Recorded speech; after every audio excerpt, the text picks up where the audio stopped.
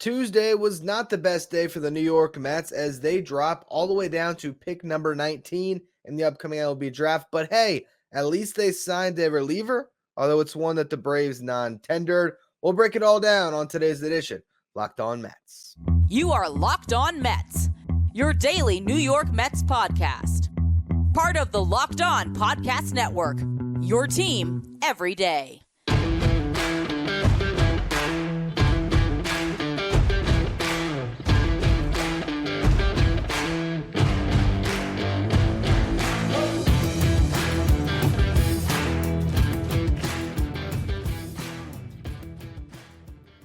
Hello to all you amazing Mets fans. You're watching Locked On Mets, part of the Locked On Podcast Network, your team every day. I'm your host, Ryan Finkelstein. If you want to find any of my work, follow me on X at FinkelsteinRyan. You also find some of my writing at justbaseball.com, where I work as the managing editor. Recording this show at 1 o'clock in the morning because I wanted to wait. I was waiting for news as the winter meetings. We're not supposed to have to get creative about what we talk about during the winter meetings. There's supposed to be transactions, stuff happening, big things to discuss. I spent half of my day refreshing Twitter or X, whatever you want to call it, looking for the Erick Fedde news. Erick Fedde will not be a New York Met. He signed with the Chicago White Sox. That came, early in the evening. Fedde gets a 2-year, $15 million deal. Don't know if the Mets had an offer that strong for him. When we first heard about the Mets being a finalist yesterday, it was 2 years, $10 million. That climbed all the way up to $15 million from the White Sox. So don't know if they put in a more aggressive offer, if the Mets set a line and it wasn't going to get to that number, or if Fedde had similar offers and ultimately chose the White Sox, which might make sense for a guy that got beat up really bad in the National League East for a long time. Why not go to the AL Central? A lot of big ballparks out there, a lot of bad lineups out there. Better place to find success. So I don't know if it was money or just situation that he chose the White Sox, but Fedde will not be a Met. So they got more work to do when it comes to their starting rotation. After that news passed again, I'm waiting, right? The Yankees, they make a trade for Alex Verdugo. Then there are also all these reports. Is Verdugo going to get flipped in a Juan Soto trade? And who knows, as you're all listening to this, maybe the Soto deal happens. But again, all of that's going on. You're just wondering, all right, are the Mets going to do anything?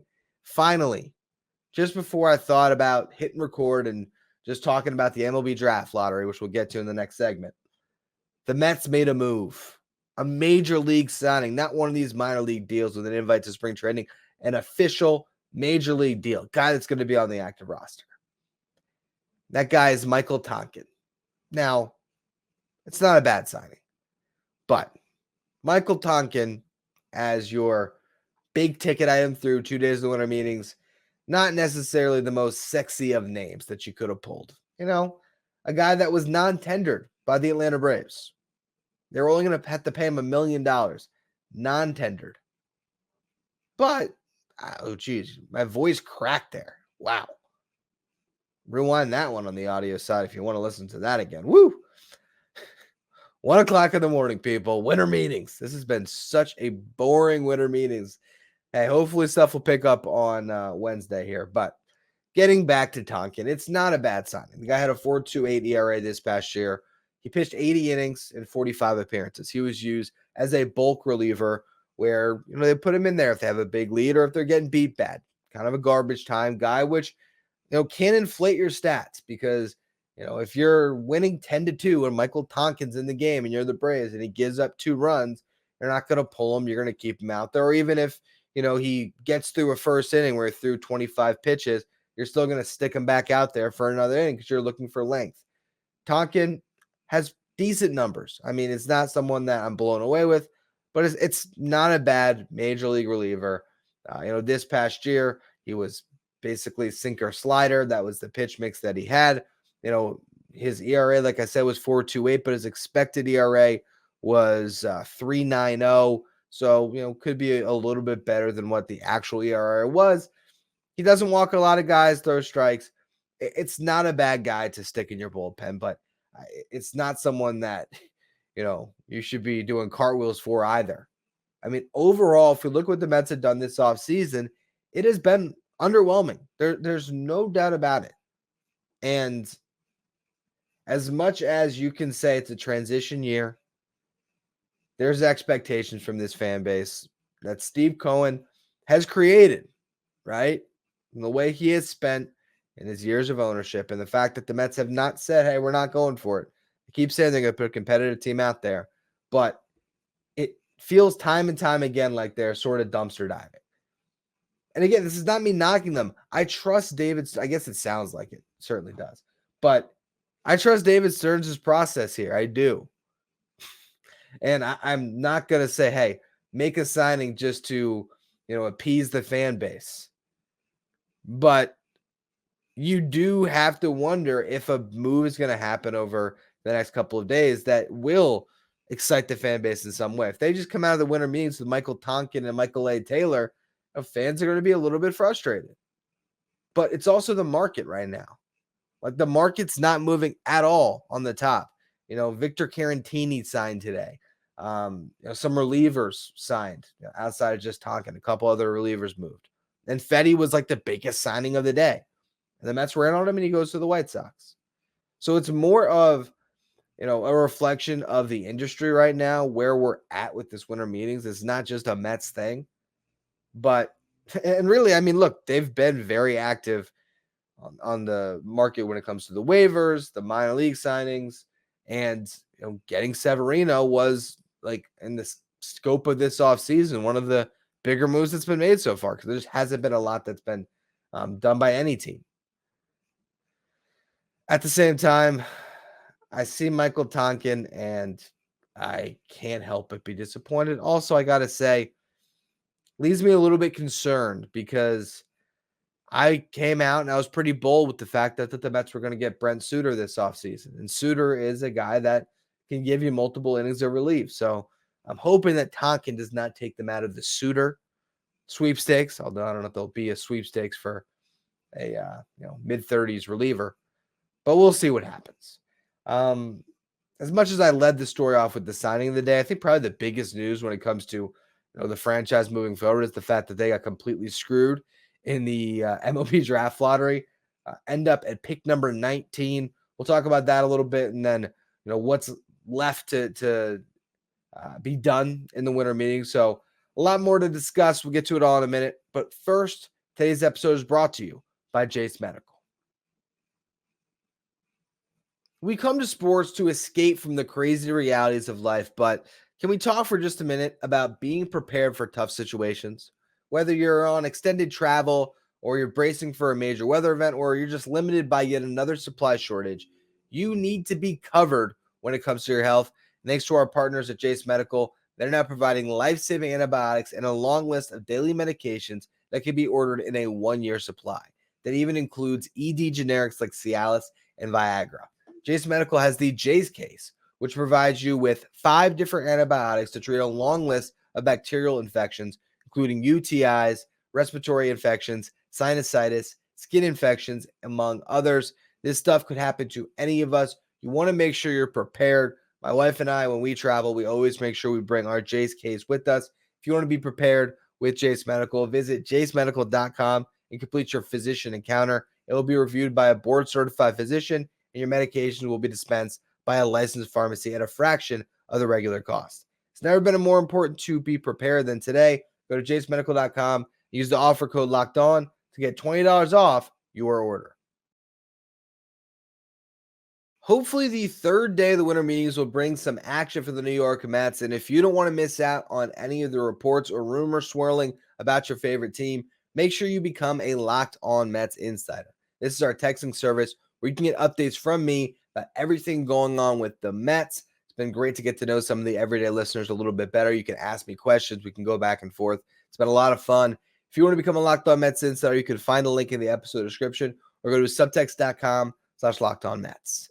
Now, the draft lottery was tonight, and there was hopes that the Mets had done enough tanking after the deadline that they could squeak into the top 6 where their draft pick would be protected from their luxury tax penalties, and unfortunately, that was not the case. They fell to 9 at first. Other teams snuck ahead of them by winning in the lottery, and the Mets went from think, what was it, the 7th or the 8th best odds to win the lottery.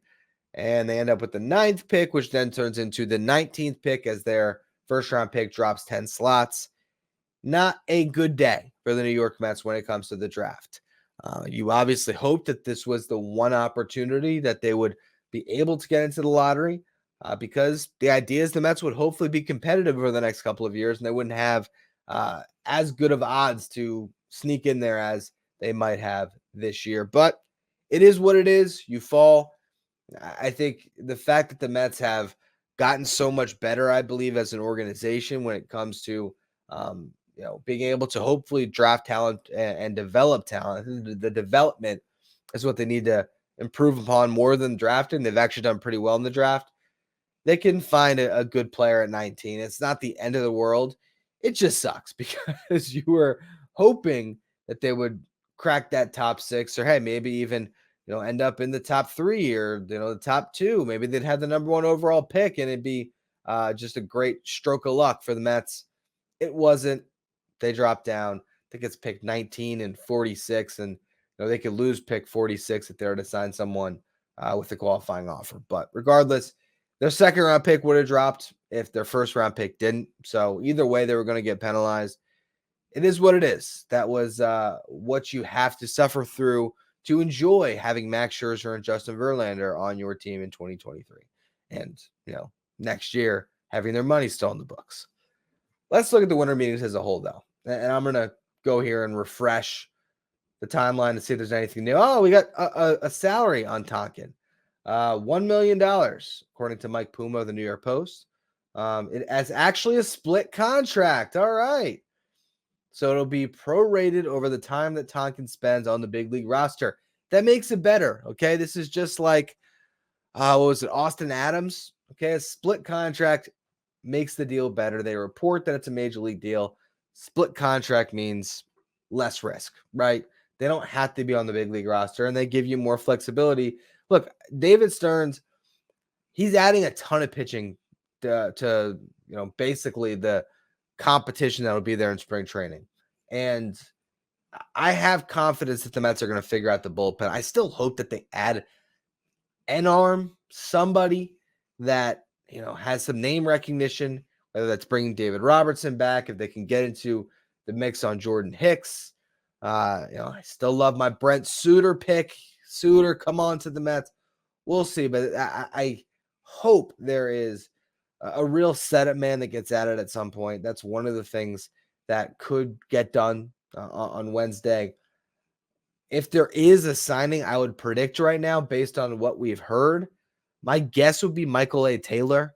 I feel like that would be the move that would be made at the winter meetings by the Mets. Eduardo Rodriguez is there, and it seems like he's a guy that should get signed during the winter meetings, but there's been sort of, differing reports there on if on the Mets' interest on Rodriguez. So we'll see. We'll see. Again, Stearns, had an appearance on MLB on the Mets hot stove, and he said some interesting things. One of them was about the DH. He sort of talked up DJ Stewart and Mark Vientos to potentially fill that role. The Mets are sitting in an interesting spot, which we've kind of harped on continuously here, where they're trying to be opportunistic, but you're also not in the position where you want to sacrifice, future flexibility in a manner of different ways, whether that's long-term money on the books, whether that's, blocking one of your young players who could potentially serve a role moving forward, and you just don't identify it properly because of that. So as we look at what the Mets have to do with this winter meetings, yes, they got to add pitching, and Tonkin's a nice ad, so to speak. If they would have got Fetty, it would have been a good signing. They're in the mix on Lucas Giolito. That's been reported. Jordan Montgomery, they have interest in as well. I'd like to see the Mets get a starting pitcher that they could pencil into the top 4 at least in their rotation, where you have Quintana and Senga already. Get another guy in that top 4, and obviously everything is sort of hinging on and all of the weight right now really is tied to Yoshinobu Yamamoto. That is where the Mets want to park a large portion of their budget that they're going to be spending this offseason. And to get Yamamoto, it's going to be a successful offseason regardless of what else they do. But in the meantime, it'd be great to see the Mets make some moves. Hopefully there's an established reliever. Maybe it's Michael A. Taylor to help improve that outfield defense. And then if, not that, obviously the best thing would be a quality starting pitcher. I just don't know if the market's going to move. It feels like the market is just all being blocked up by Shohei Ohtani, by Yoshinobu Yamamoto, and also by Scott Boras and all of his clients, because if Scott Boras is waiting for Ohtani to move before he gets Chapman, JD Martinez, and Rhys Hoskins signed, that holds all the other parts of the market up. If he's waiting for Ohtani to sign and Soto to get traded, which is another one of his clients, before he gets Bellinger signed, that might also be holding up Jung-Hoo Lee. So there's just so much that is causing this market to stagnate, and we're left just waiting for stuff. And it's one of those winter meetings that's just extremely frustrating for fans who, got excited like I did, and I'm sure all you did, to see some news, some transaction, to see the league change. But at this current rate, we might just see the winter meeting come to pass, and all the news will still be waiting for the future, for the coming weeks, I guess, after this, when those big guys fall, and maybe the rest of the dominoes will drop after that. What I want to talk about in the final segment, though, is what's in-house right now, because Stearns has been alluding to some of these things, and how much time do you have to leave open to the players coming up? So we'll get to that in a minute. First, though, another word from our sponsors. Locked On has launched the first ever national sports 24/7 streaming channel on YouTube. Locked On Sports Today is here for your 24/7 coverage of all the top stories of sports that day, with local experts of Locked On, plus our national shows covering every league. Go to Locked On Sports Today on YouTube and subscribe to the first ever national sports 24/7 streaming channel. Okay. The New York Mets have a lot of young players that are going to get some opportunities this year. David Stearns has made it clear that he wants those guys to have the chance to compete at the big league level. He said, you need to find out what you have. So as much as we're looking at this offseason as a time for the Mets to get better, to be able to compete, to go into next season with the hopes of making the playoffs, I do think it is pretty clear that they are envisioning their World Series window opening after this season, 2025, 2026, 2027. This is not a full transition year, but you need to accomplish some of those things. And he mentioned how Stearns did, how the best teams have the established veterans and then the young talent that brings the excitement. And it's interesting because I feel like if David Stearns was running the Mets this past year, we would have seen the Mets operated in a much different manner. I don't think Daniel Vogelbach would have been force-fed into the lineup. I think that was a Billy Epler move in retrospect. And I think at some point, Stearns would have sent down the order to put Mark Vientos in the lineup every day and see what you have at DH. And hey, you can hate Mark Vientos. You can think Mark Vientos is just a terrible player, right? You can look at the numbers on his career, and I'm going to pull them up right now. He's sitting through now parts of 2 seasons, 81 games played in the big leagues. He struck out 30% of the time, a little over that. Has walked at a 5.5% clip. That's not good. He's hit 205. He has a 255 on base percentage and a 354 slugging percentage. His career OPS is coming in at 610. That's pretty rough, right? But let's look at his season last year. He did not get consistent playing time until we got to August. After the deadline, suddenly, Mark Vientos got in the lineup, and he didn't have the best August. He certainly didn't.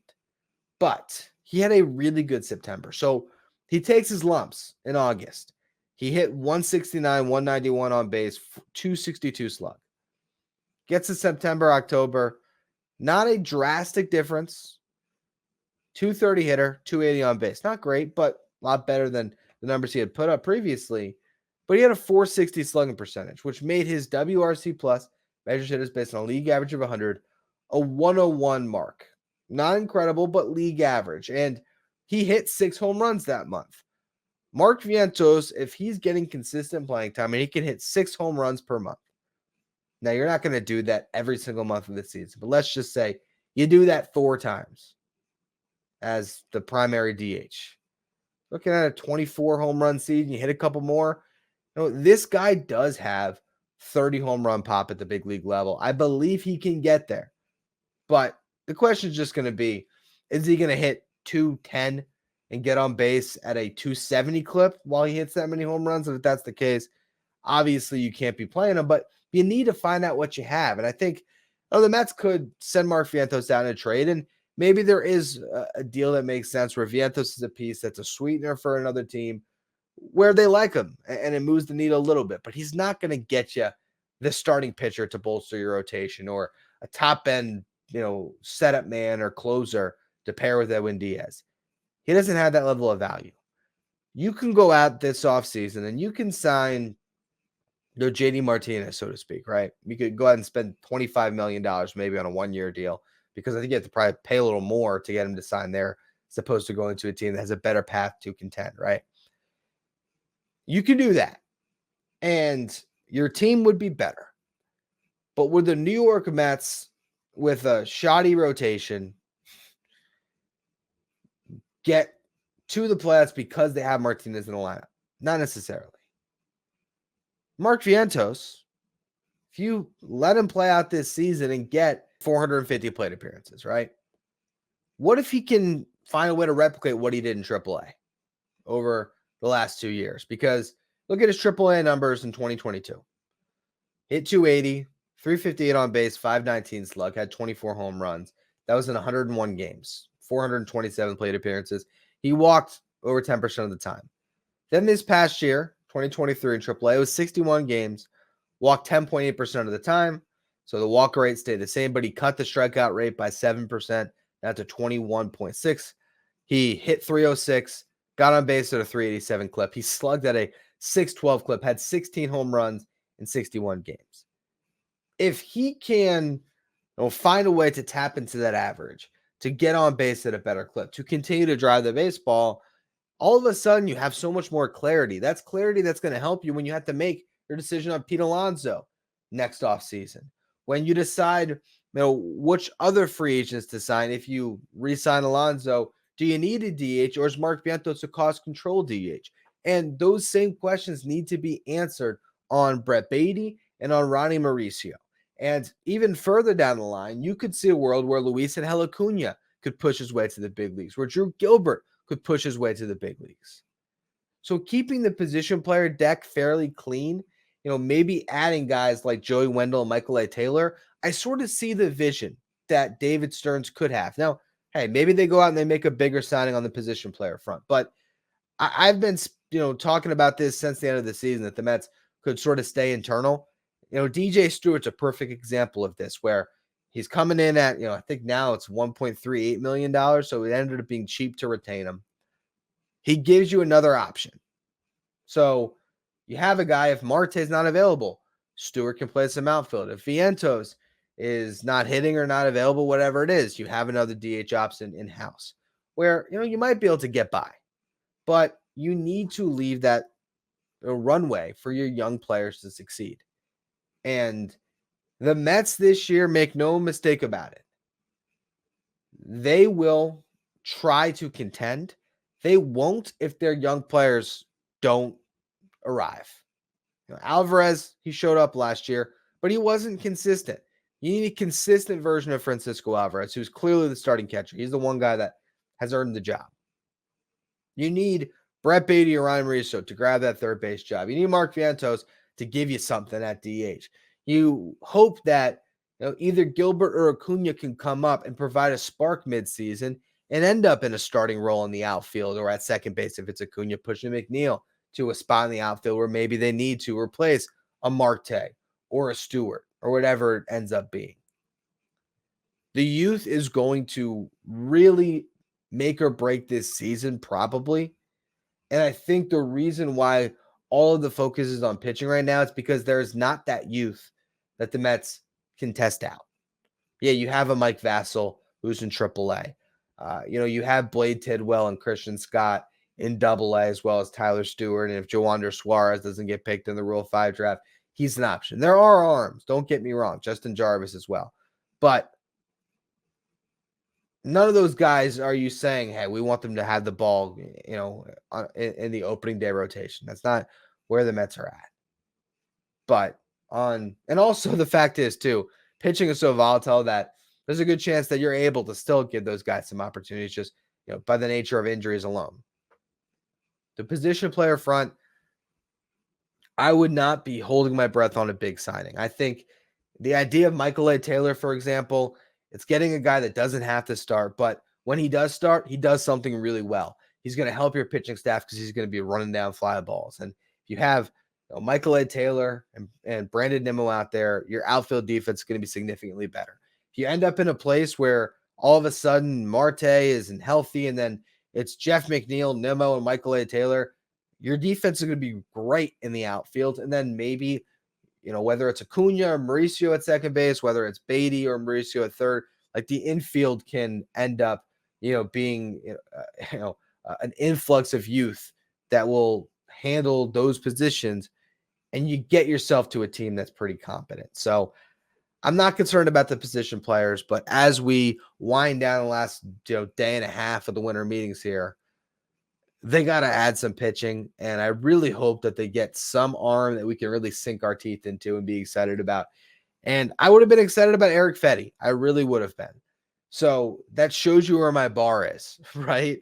If they sign a Seth Lugo or a Lucas Giolito, just somebody that I can trust to make 25 starts this year, I'll be pretty happy with the results of this winter meetings, because my expectations, the bar that I had of where I hope the Mets might get to and the transactions they could make, I just don't know if it's going to happen at this point.